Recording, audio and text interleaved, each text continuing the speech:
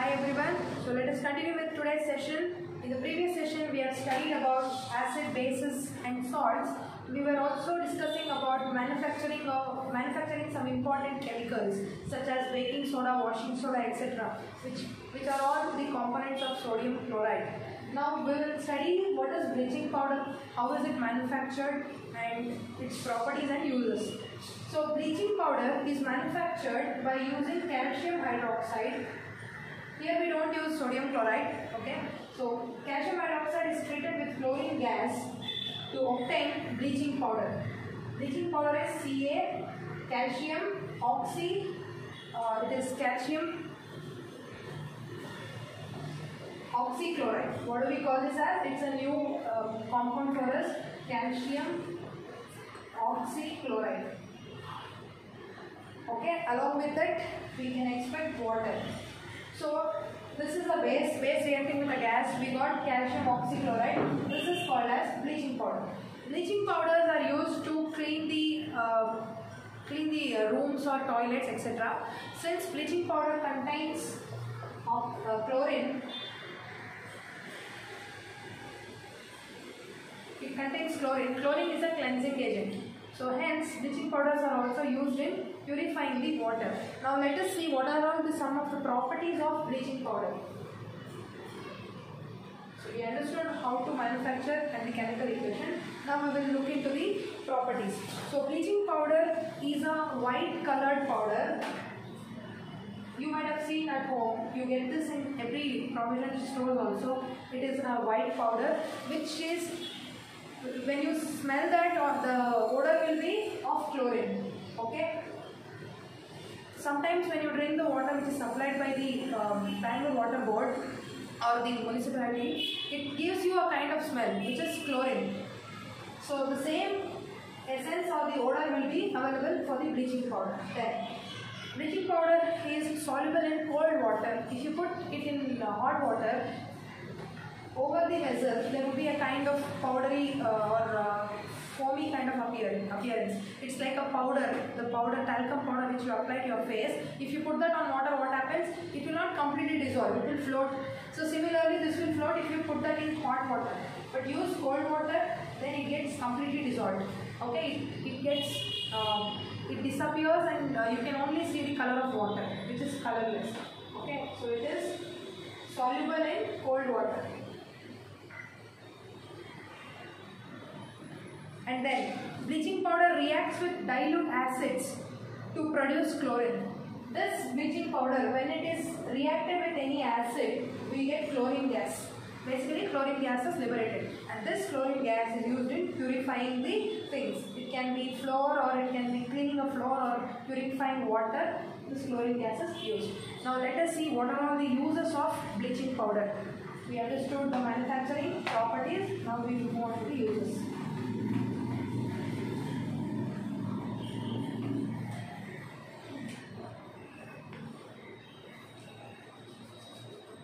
Uses of bleaching powder are: it is used to purify water, water purification.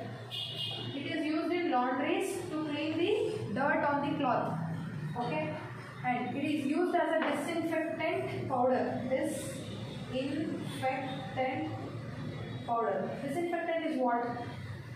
Let's say near to your home, then somebody dumped some garbage, or during the rainy season the water clotted near your house. So that created lot of mosquitoes, rodents, etc. And it gives you a pungent smell. You cannot walk near your house. So what do? We will first clear that water and we will sprinkle some bleaching powder. You could have noticed the BBMP people, after cleaning the garbage area, they will sprinkle some white powder near that. It is a disinfectant to kill the bacteria which are still present in that area. We use bleaching powder. Okay. After that, it is used in chloroform. Manufacturing of chloroform. Chloroform is a kind of chemical. Once if we inhale the chloroform, the sensation or the consciousness of a person will be disappeared. Example, in movies you might have seen, in the old movies, the villains will come with a handkerchief, and once if we keep the handkerchief, that fellow will fall unconscious. So it is a kind of chemical which will make the person to sleep for some time, okay, who becomes unconscious in a while. That is chloroform. Then bleaching powder makes the wool unshrinkable. That is, so you have studied in 8th or 7th standard fiber to fabric. In the manufacturing of cloths, we require woolen or cotton from the animals and plants. So woolen is taken from animals. That wool, when it is used for manufacturing, it has a sensation to get shrink. You have seen, right? Woolens are very soft to touch, and that might get shrinked. Shrink is, if you don't iron your cloth, how does that look? So that is called shrink. To avoid it shrinking, we can use bleaching powder, okay? That is why laundry people will use bleaching powder to make the cloth smooth, and it gives you good texture. And finally, it is used as oxidizing agent. Oxidizing agents in chemical industry. Okay, what is oxidizing agent, which we studied in previous chapter? Oxidation is addition of oxygen, but oxidizing agent is a chemical substance which gives oxygen for the reaction. So, what is our bleaching powder formula? It is calcium oxychloride, right? So, do we have oxygen here? So, this is a oxidizing agent. It can donate oxygen to the reaction, okay, which is used in chemical industries. So, that is all about bleaching powder. The next concept is plaster of Paris.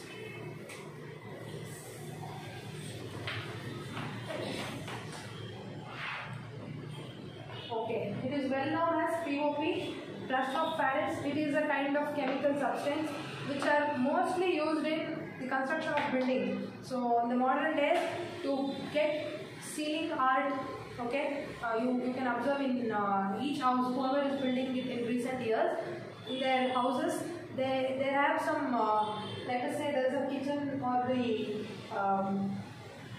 the puja room's door, okay, let us say the prayer room's door. They will create all these arches, right, kind of thing. And in some temples also, they will make something like these arches and all. And in the hall, the drawing rooms, they will get all these designs around the ceiling. I am talking about the ceilings, okay. All these flowers will be done, and in the middle where you fix the fan or lightings, again there will be a lot of design. So these designs are done by POP, okay. How is this POP manufactured? It is called as plaster of Paris. Why the name came is because there is another chemical called gypsum. Okay, gypsum's formula is CaSO4 2H2O. That is calcium sulfate salt when hydrated with water. What do you mean by hydrated with water? Calcium sulfate is a salt, right? It has got water molecule in it, 2 water molecules. It means calcium sulfate is not ready to touch. The water is not freely available. This water is in the form of crystal. Okay, if I bring the water in my hand, you people can touch and feel it. But what if I put that in a small glass bottle or glass bubble and give it to you? Can you feel that water? No, it's not possible. That is called as crystal. Crystal of water, okay, which we will discuss in the next topic. So this gypsum was founded, or it was used in Paris. Once this gypsum was heated, that is CaSO4 2H2O, when this was heated with about 100 degrees Celsius and the temperature was 373 Kelvin. Under this temperature and heat, it is a decomposition reaction, okay, and decomposition reaction of heat. So what do we get here? We obtain CaSO4 half H2O plus 1.5 H2O. Okay, very interesting, right? We got half H2O, 1.5 H2O. Practically, chemical reaction is not possible like this. We will not get 1.5 water, or we will not get half water. Why they are telling you this? Because we can balance this equation by multiplying 2 throughout. So what do we get? If you multiply 2, you get 2 calcium sulfate and 2 water molecule. Here there will be a 2 here, 2 gets cancelled, and there comes a 2 here, 2 gets cancelled, and this becomes, what is 1.5, 2, 3 by 2, right? So 2 to get cancelled and 3 water molecule will come here.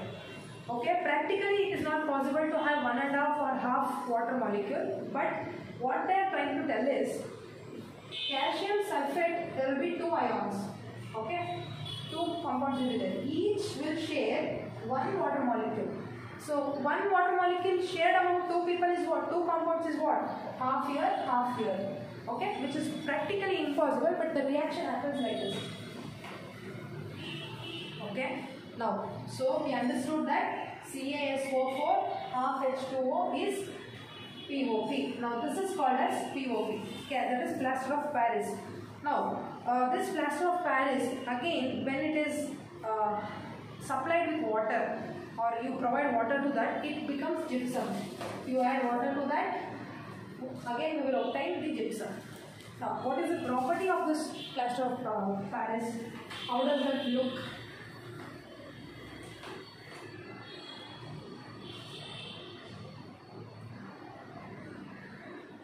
Properties of POP is, it is white powder. Okay, it looks white in color. So while somebody is creating an sealing art, you can go and observe it is whitish in color. It looks like a white cement. And when POP is mixed with water, it becomes, usually when we add water, that substance will become wet. But this becomes harder and drier. More dry it becomes, like cement. Okay, you mix water and you keep it for a day, the cement will become hard. Okay, you cannot again remove that water. You can remove, but you will not get the original cement. Similarly, when you put water into it, POP with water gives you gypsum actually, but it becomes a dry mixture. It becomes very hard. And the other concept of POP is, we have to store POP in moisture proof bottles. Moisture proof is what? Why do we purchase raincoats? Because raincoats are waterproof. Even if you walk in the rain, you will not get wet. Similarly, you will purchase waterproof bags, waterproof jackets, etc. So this POP should be stored in such a container which is moisture proof. Means not even a single air bubble should enter it, because air will contain some moisture. For example, when I breathe out, if I breathe out over a glass vessel, if I take a spectacle and if I breathe out, I can see the moisture there. So air contains moisture. Hence, if moisture mixed with POP, it will become dry. It will be wasted. Hence, we have to store that in moisture-proof bags. Now, coming on to the uses.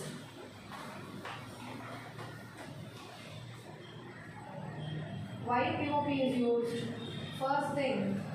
So you would have experienced, or you might have seen your friends or relatives experiencing that. If you get any fractures in the bones, in your hand or in your leg, doctor will suggest you to wear a band where your hand will be plastered with white powder. What is that? POP powder.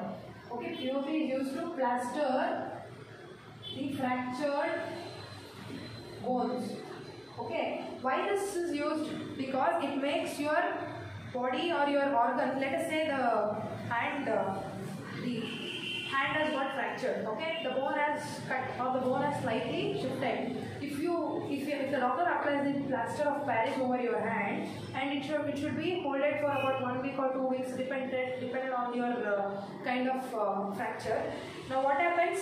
When I told you the property of POP, when it is mixed in water, it becomes dried. It becomes tighter and tighter. So it will help the bone which was cut to come into its place. Okay, it holds your hand tightly. It holds your bones tightly. So for that purpose, they will put plaster of Paris. It is used in medical field.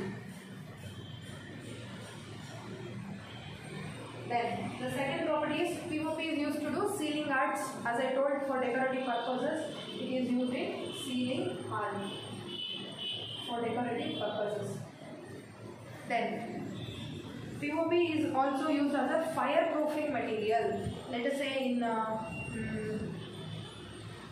POP will not catch fire. So hence any apparatus or any attire which is made to prevent the fire will make use of POP. Okay, it is a fireproof material. It is used to manufacture fireproof material. Then in laboratory, if some test tubes or beakers get damaged, maybe one small hole or small crack, then POP is used to fix that cracks. It is used to fix cracks of glass objects in the laboratories. And then what else is left? Yes, POP is also used in making toys, decorative items, and blackboard chalk paste is also black. You have seen, right? The chalk paste white color, the chalk pieces that also make use of POP. So not many users like that. So that's all about POP. The last topic for the day and for the lesson is crystallization of water, or we can also call them as hydrated salts. Okay. This concept which we have already, yes? Any doubts? So this we have already come across. We just saw the gypsum. When heated, we got the POP. And POP and gypsum both had the water molecule. Here there were 2 H2O, here there was half H2O. So there is water available in this material, but in this chemical substance, but it is not ready to touch. It is not freely available to touch, or the water is not making that material to get wet. It is present in the form of crystal. What? Water is present in the form of crystal. Crystal is like a salt or like sugar. Okay, salt or sugar you have seen, right? It will be like crystals, pieces. Inside that water is available, but it is not ready for us to touch. So many of the salts are containing water in the form of crystals. Those concepts or those salts are called as crystallization of water or hydrated salts. How do we define that? The water molecules which are in the form of crystal in salt are called crystallization of water. It is called crystallization of water. So we will take some examples.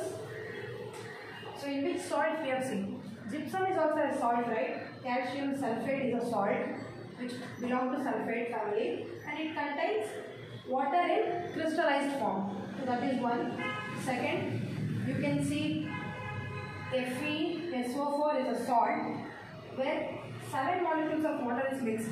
This is called iron sulfate. So some of the salt which contain water in a crystal form is called crystallization of water. Similarly, we can see there is sodium carbonate crystal, Na2CO3. Okay, washing soda, sodium carbonate. It contains crystals of water, that is 10H2O. Then there is one more. Iron sulfate crystals I told you. Then calcium sulfate, CaSO4. Okay, this is already listed, right? Copper sulfate, CuSO4, which contains 5 molecules of water. So there are many salts which contain water in the form of crystals. Now these are called as hydrated salts because they have this water. This water can be removed. How can we remove the water? Provide heat, which is decomposition reaction. What happens? It gets decomposed. If you decompose by providing water, CaSO4 is separated, water is separated. FeSO4 is separated, 7H2O is separated. They get decomposed. So removing the water from them. Now these salts are called as anhydrous salt. Anhydrous means there is no water. Removal of water is called anhydrous. If you add water, again they will form calcium sulfate, ferrous sulfate, etc. These are called hydrated salts. If you remove the water by heat, salt. The salts which contain water crystals are heated, we will get decomposed ions. One is calcium sulfate, one is water. Now these salts are called anhydrous salts. Earlier, when it contained water, it was called as hydrated salt. So this is a reversible reaction. If you add water, they become hydrated. If you heat them, it becomes anhydrated. Okay? So that's all about. And we have one small activity at the end, that is how to make an anhydrous copper sulfate into hydrated copper sulfate. We will conduct that activity, then this chapter is over.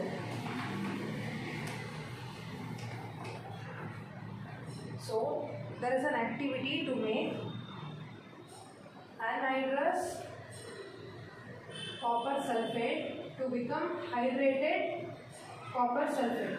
So what is the activity? So step by step, take some copper sulfate crystals in a dry boiling tube. There is a dry boiling tube. Take some copper sulfate crystals, and we are using boiling tube. Why? Because it is heat decomposition. The apparatus should be strong enough. Then what we have to do? Heat the crystals strongly by keeping the boiling tube over a flame. Bunsen burner. You have to heat this with a burner. Okay, hold it with a tongue. This is burner. So once you provide heat, that is copper sulfate crystal is heated. What happens? It gets ionized, right? We just discussed in the previous topic. So on heating, blue color copper sulfate will turn into white powdery substance. Earlier this was blue in color. Now this turns into white powder. Then what happens? And there is droplets, tiny droplets of water around the test tube. If you observe, there are tiny droplets of water in the surface of the inner surface of the test tube.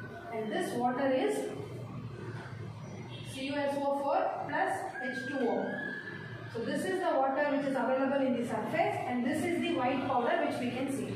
We had blue copper sulfate, now this became white copper sulfate. And on cooling the tube and adding 2 or 3 drops of water, the white copper sulfate again turns to blue color. Now you stop supplying it.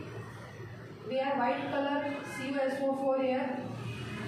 And you cool that for some time, so all the droplets which were there will go and mix. And along with that, add additional 2 or 3 drops of water. 2 or 3 drops of water will be added to this. And now you observe, again the solution will turn blue copper sulfate. Okay, which means we had removed the water here, which turned into white color. Now we are adding water which turned to its original color. This is called hydrated. This was unhydrated or anhydrous copper sulfate. So this is all of the activity. That completes acid, bases and salts chapter.